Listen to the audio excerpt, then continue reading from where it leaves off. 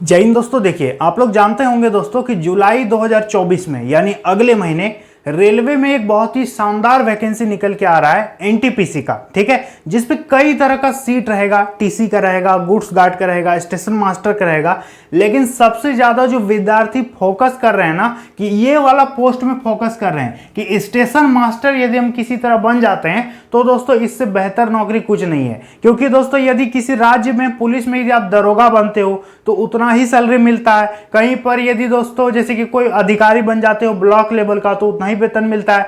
SSC CGL join करोगे तो उतना ही वेतन मिलेगा। उसी तरह दोस्तों इस पे भी हाई वेतन है, बहुत ज्यादा इस पे सैलरी है, जॉब प्रोफाइल काफी बढ़िया है। तो अगले महीने से इसका फॉर्म भराएगा तो A to Z आपको हम जानकारी देते हैं कि आखिर स्टेशन मास्टर का क्या क्या प्रोसेस है, कैसे क्या होता है, क्या इस पोस्ट को भरना ठीक रहेगा या फिर इसको लास्ट प्रेफरेंस में डालना चाहिए या फिर फर्स्ट प्रेफरेंस में डालना चाहिए। तो कंप्लीट A to Z आपको जानकारी देंगे। ठीक है, और टीसी का भी हम आप दूसरे वीडियो में बताएंगे, गुड्स गार्ड का भी बताएंगे। आज के इस वीडियो में स्पेशल हम बात करेंगे दोस्तों एनटीपीसी में स्टेशन मास्टर नई भर्ती 2024 के बारे में। देखिए ध्यान से समझिएगा, सबसे पहले कि स्टेशन मास्टर है क्या। तो देखो भाई, कोई भी रेलवे प्लेटफॉर्म जो होता है ना, रेलवे जंक्शन या स्टेशन बोलिए, वहां की पूरी जिम्मेदारी स्टेशन मास्टर की होती है। कौन सी गाड़ी किस पटरी पर आएगी, किस पटरी से पास होगी, वहां पर यात्रियों के लिए क्या क्या सुविधा उपलब्ध है,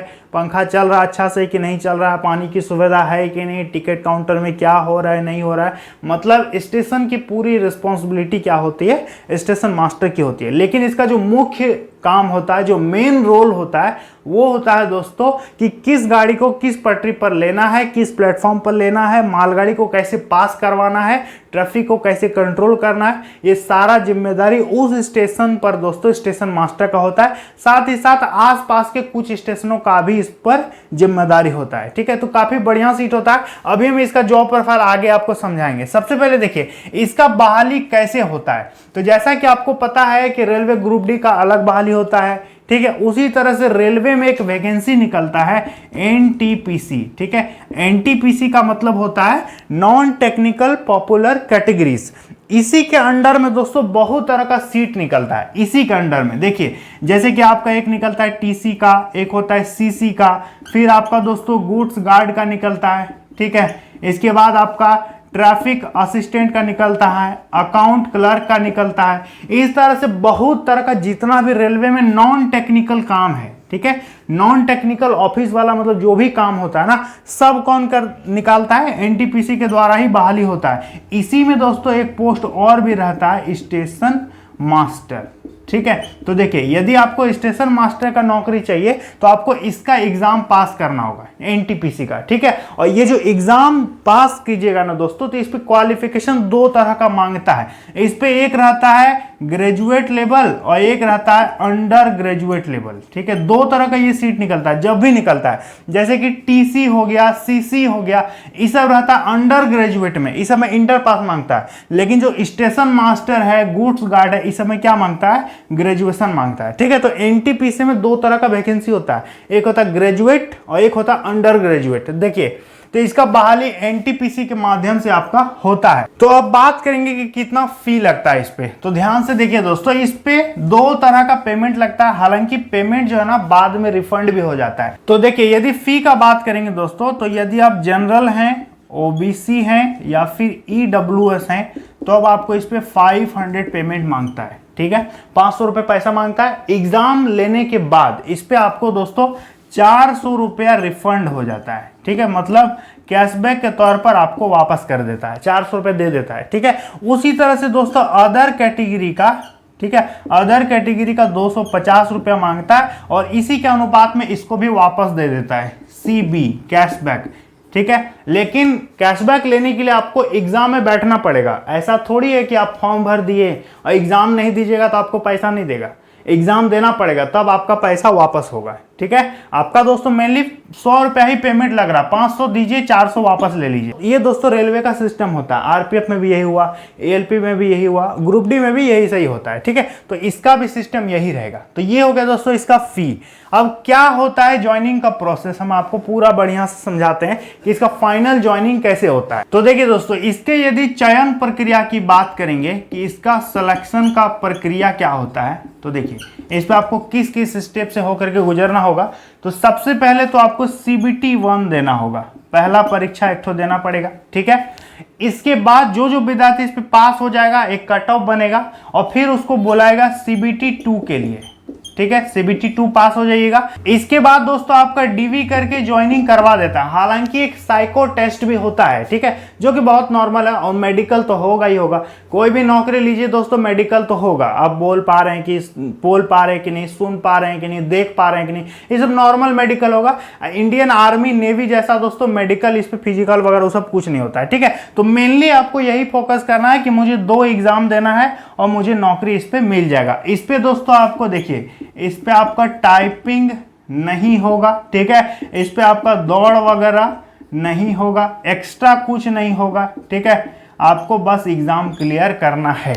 क्लियर है? यही 2 प्रोसेस है जिस पे आपको फाइनल करना है। अब ये जो एग्जाम है दोस्तों, इस पे क्या क्या पूछता है CBT 1 और CBT 2 में, तो ध्यान दीजिएगा, एग्जाम का सिलेबस को भी समझना बहुत जरूरी है। तो देखिए, यदि पहले बात कर लेंगे CBT 1 का और इसके बाद हम लोग बात करेंगे CBT 2 का। देखिए, दोनों का सिलेबस इक्वल रहेगा। इस पे दोस्तों आपका 100 क्वेश्चन रहेगा, 100 नंबर, 100 क्वेश्चन, 100 मार्क्स।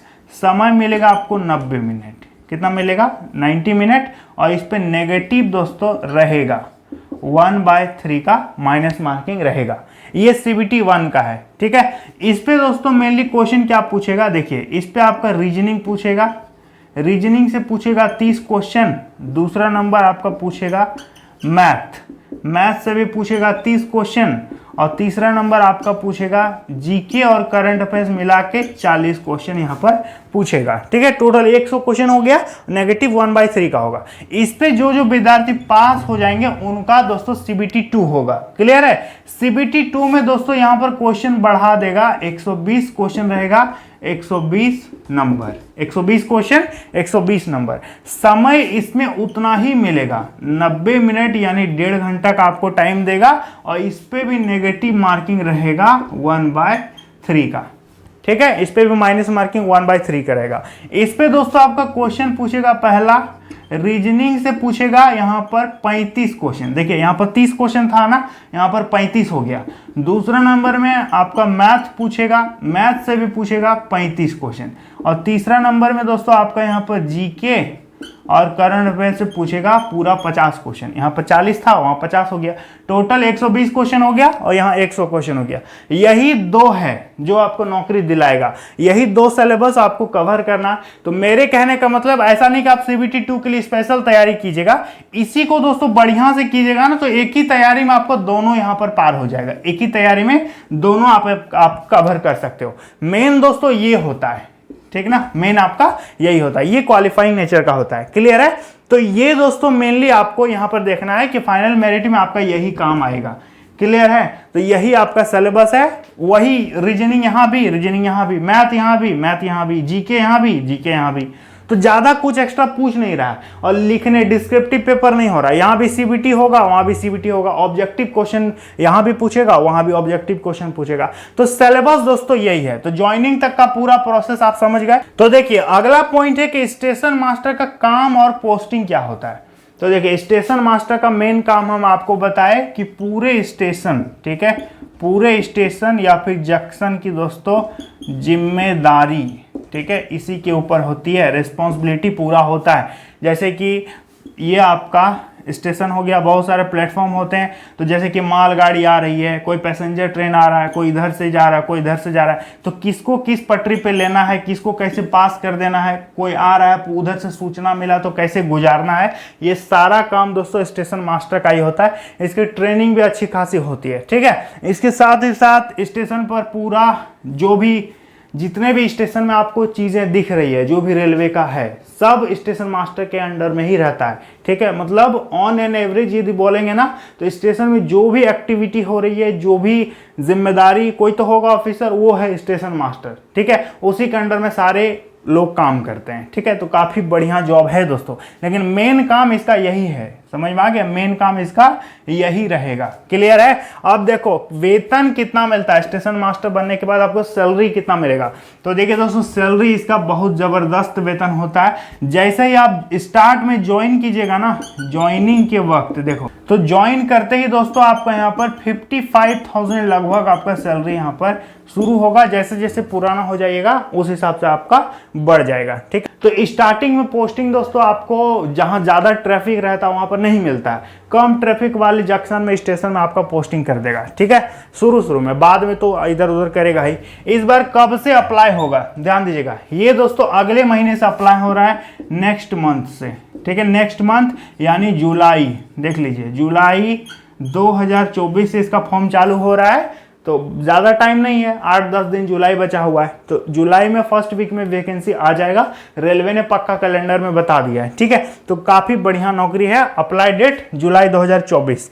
क्या चॉइस पोस्ट मिलेगा? बहुत सारे स्टूडेंट मुझे कमेंट करते हैं कि हम ईठो नहीं बनना चाहते हैं, स्टेशन मास्टर मुझे नहीं बनना है, मुझे गुड्स गार्ड बनना है, ट्रेन क्लर्क बनना है, हमको टीटी बनना है। तो क्या हम पोस्ट प्रेफरेंस उस तरह से भर सकते हैं? तो आप बिल्कुल भर सकते हैं। यदि आपको ईठो नहीं चाहिए तो आप इसको नीचे रख दीजिएगा, पोस्ट प्रेफरेंस में, इसको ऊपर नहीं रखना। जो आप पोस्ट प्रेफरेंस में दीजिएगा ना वही आपका पोस्ट मिलेगा। ऐसे तो इसका स्पेशल वैकेंसी थोड़ी निकलता है स्टेशन मास्टर का, ना ही गुड्स गार्ड का स्पेशल वैकेंसी आता है। वैकेंसी निकलता है एनटीपीसी का, उसी में बहुत तरह का पोस्ट रहेगा। बोलेगा कि आप कौन कौन सा पोस्ट चुनना चाहते हैं, पोस्ट प्रेफरेंस भरिए उस तरह से।